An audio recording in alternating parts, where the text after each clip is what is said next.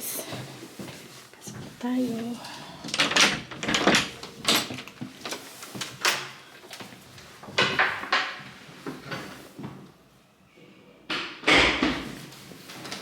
Today is Tuesday. Pati ko na ibalik yung ano pala.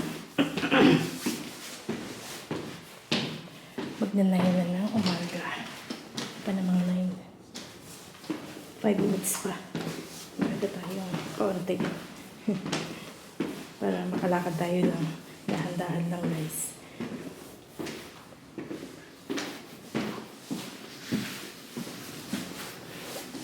Kasi diba na ospital na naman tayo sa linggo. Kaya doble ingat talaga dapat lagi. Kahapon maganda yung araw. May sikat ang araw ngayon. Parang uulan na naman. Ang lakas ng hangin. Nag-iba na yung tent. Sayang.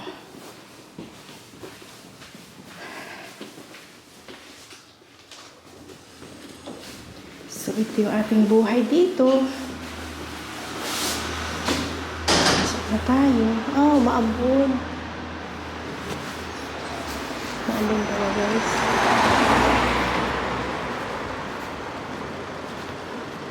May paing naman tayo.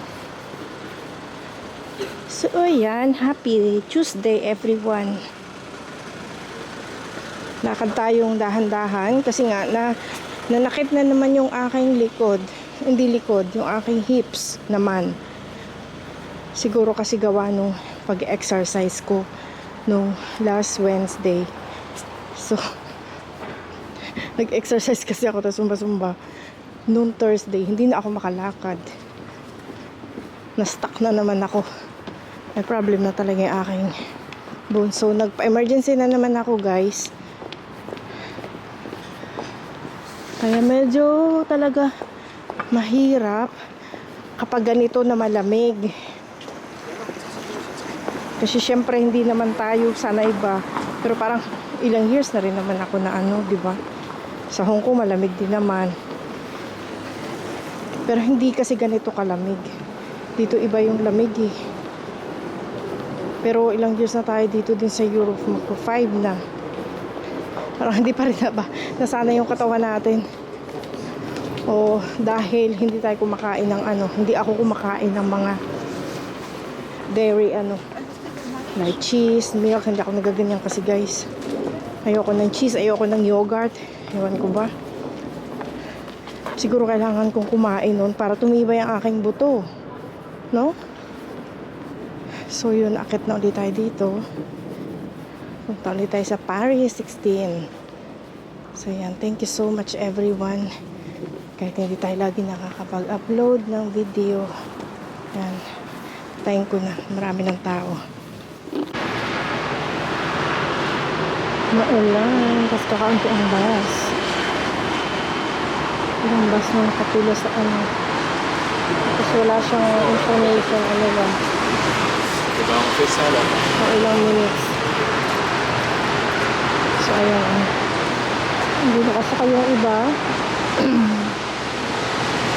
Wala ta dun ang naka-stand dun. Wala nakatayo. Lahat nakakapay na tao. Dito naman ako malayo yung akin.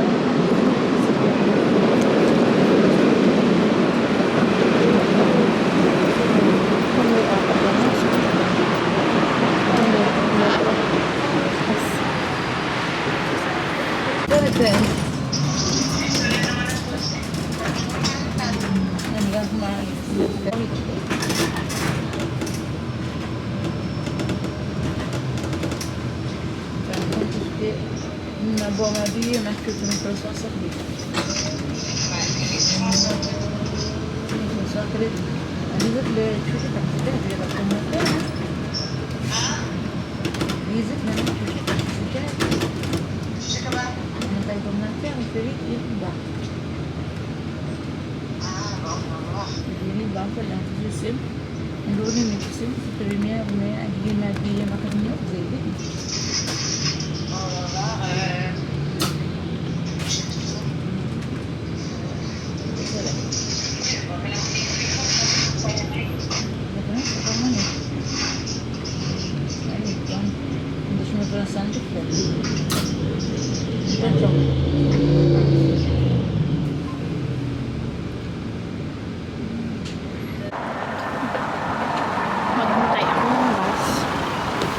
lang ng isang bus, pero may kasunod na ulit siya. Yan. Ito tayo.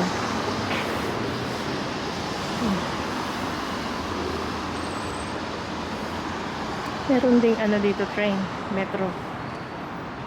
So, it's very, itong lugar na to. It's very convenient ba? So, hintay tayo dito ng bus. Oh. Yan, siguro mag-metro ako maaga pa. Daan muna ako sa bahay.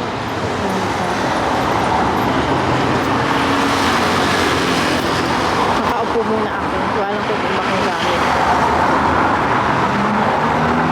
Siguro naman ako sa school. Pasakay na ako. Walang maraming.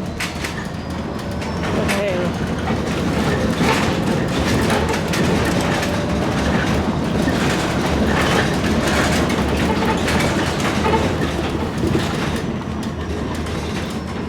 Porte d'Auteuil.